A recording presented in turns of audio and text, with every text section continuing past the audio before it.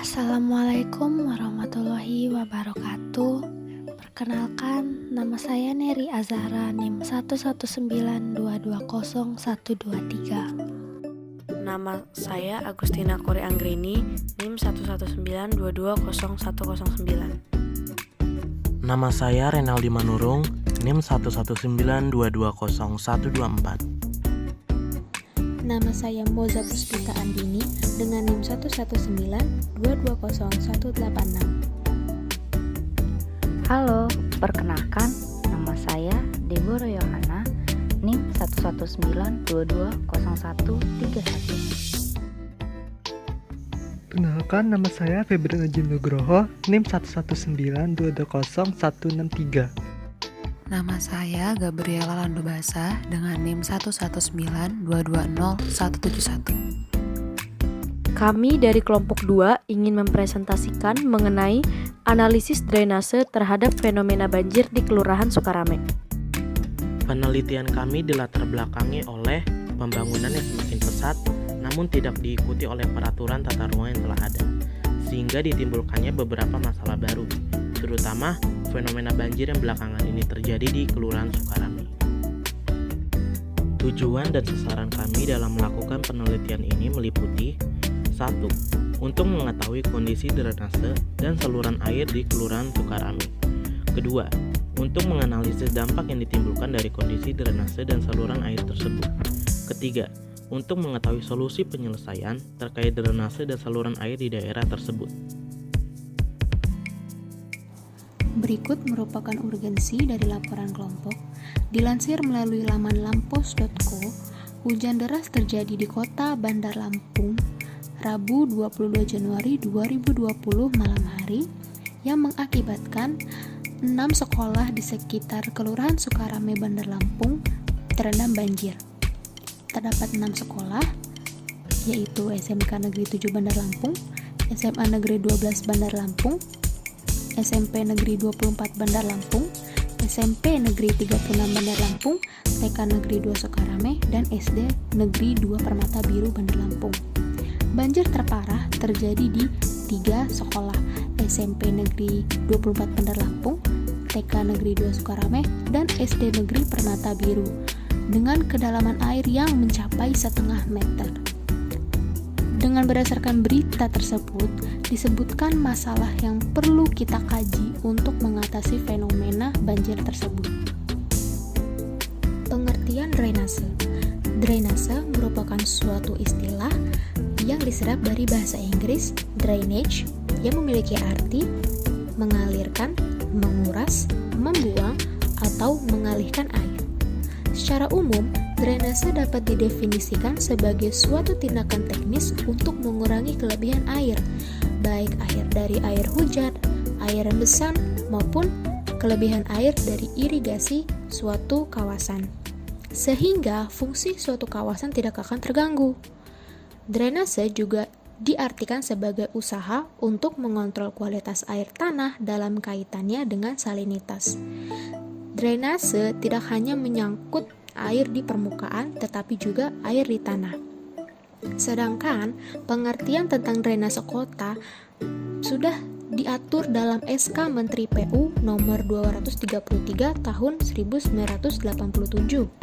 Menurut SK, drainase kota merupakan jaringan pembuangan air yang berfungsi mengeringkan bagian-bagian wilayah administrasi kota dan daerah urban dari genangan air, baik dari air hujan lokal maupun luapan sungai melintas dari dalam kota. Kondisi drainase ideal. Kondisi drainase ideal dibagi menjadi 2. Yang pertama itu ada saluran terbuka. Saluran terbuka lebih cocok untuk drainase air hujan yang terletak di daerah yang mempunyai luasan yang cukup, atau untuk drainase air non-hujan yang tidak membahayakan kesehatan atau mengganggu lingkungan. Yang kedua, ada saluran tertutup. Saluran tertutup pada umumnya sering dipakai untuk aliran air kotor atau untuk saluran yang terletak di tengah kota. Sistem drainase. Sistem drainase dibagi menjadi 2, yaitu ada sistem mayor dan sistem mikro. Sistem drainase minor pada umumnya sistem yang disebut juga sebagai sistem saluran pembuangan utama atau drainase primer. Yang kedua itu ada sistem drainase mikro. Sistem drainase mikro yaitu sistem saluran dan bangunan pelengkap drainase yang menampung dan mengalirkan air dari daerah tangkapan hujan. Sistem pengelolaan drainase. Kinerja sistem jaringan drainase adalah bagaimana hasil sistem drainase yang sudah dibangun dapat mengatasi permasalahan genangan. Berdasarkan rencana induk penyusunan sistem jaringan drainase perkotaan, Ditjen Tata Perkotaan dan Pedesaan tahun 2003, yang harus diperhatikan dalam perencanaan sistem jaringan drainase adalah aspek teknis, aspek operasi pemeliharaan, dan aspek pengelolaan. Kondisi geografis. Sukarame adalah sebuah kecamatan di Kota Bandar Lampung, Lampung, Indonesia. Kecamatan Sukarame ini memiliki luas sekitar 16,87 km persegi. Kecamatan Sukarame terletak di pinggiran Kota Bandar Lampung dan berbatasan langsung dengan Kabupaten Lampung Selatan. Kecamatan Sukarame secara astronomis terletak di 020 sampai dengan 5030 lintang selatan dan 1050-28 sampai dengan 1050-37 bujur timur. Kecamatan Sukarame berbatasan langsung dengan beberapa kecamatan lainnya seperti diantaranya di utara berbatasan dengan Kecamatan Tanjung Senang dan Kabupaten Lampung Selatan, di barat berbatasan langsung dengan Kecamatan Wai Halim dan Kecamatan Kedamaian, di selatan berbatasan langsung dengan Kecamatan Sukabumi, dan di timur berbatasan langsung dengan Kabupaten Lampung Selatan. Berikut adalah gambaran geografis Kelurahan Sukarame berdasarkan peta topografi dan peta administrasinya.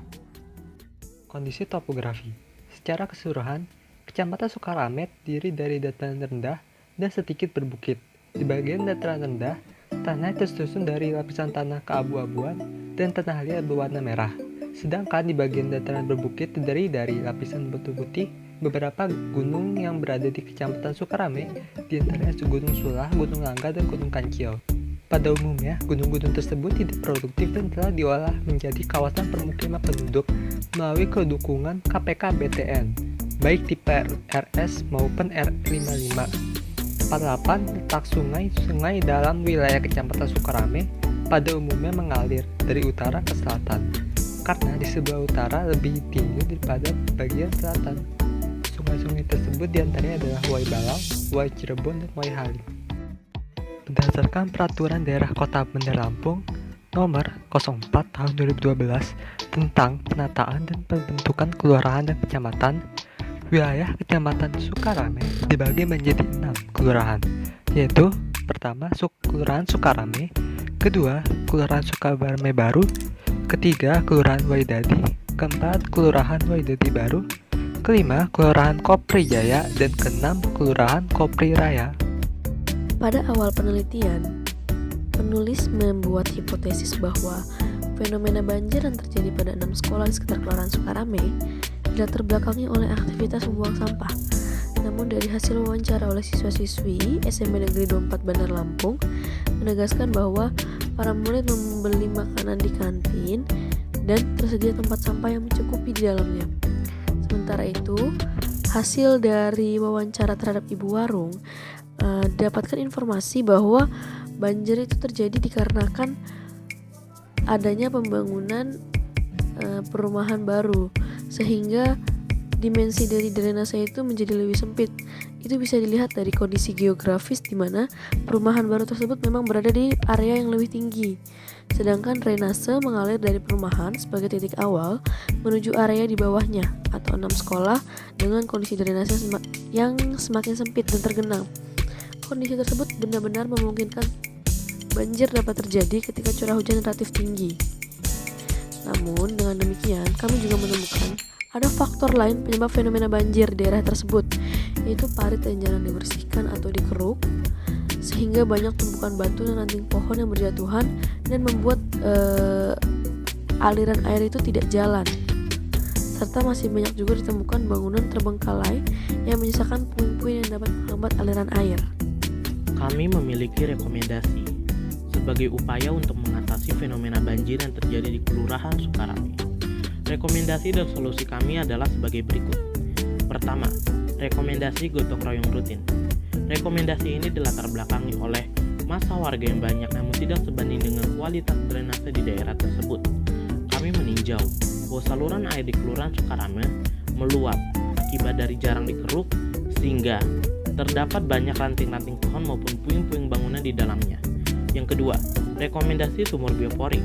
Nah, sumur biopori adalah lubang silindris yang dibuat secara vertikal ke dalam tanah sebagai bentuk resapan air yang ditunjukkan untuk mengatasi genangan dengan cara meningkatkan daya resap air pada tanah. Dilihat dari kondisi geografis Kelurahan Sukarame, kita dapat dengan mudah menambahkan sumur biopori di sana. Dengan bentuknya yang landai, maka air yang turun ke bawah Kelurahan Sukarame akan ditampung oleh sumur-sumur biopori ini. Yang ketiga, rekomendasi jalur hijau. Rekomendasi ini dapat ditunjukkan ke pemerintah terkait untuk memperbaiki lahan yang hanya diisi oleh bangunan-bangunan sepenggalai di beberapa daerah di Kelurahan Sukarame menjadi ruang terbuka hijau. Pengadaan RTH ini bertujuan untuk memperluas daerah resapan air ketika hujan turun. Ini adalah kondisi terkini saluran air atau drainase di Kelurahan Sukarame. Kondisinya tertutupi semen atau asbes yang ambruk sehingga air meluap walaupun tidak sedang hujan sekalipun. Jadi, kesimpulan yang dapat diambil setelah diadakannya penelitian terhadap apa faktor pendorong terjadinya fenomena banjir yang melanda 6 sekolah di Kelurahan Sukarame ini. Pertama yaitu adanya saluran air namun tidak terawat.